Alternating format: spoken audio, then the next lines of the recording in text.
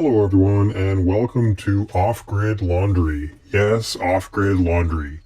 Many people are surprised to find out that we actually have a washing machine while simultaneously being off-grid. And here you can see we use the Portuguese dryer. I'm looking at it now.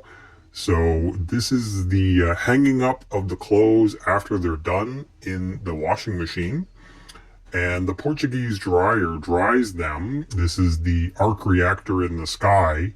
And here we are, January 13th, 2025. And I'm still able to do laundry outside. Come visit us at Love Farmstay. Are you tired of and learn reincarnating? more. Me too. Now show the world that you don't want to reincarnate with this Do Not Reincarnate t-shirt.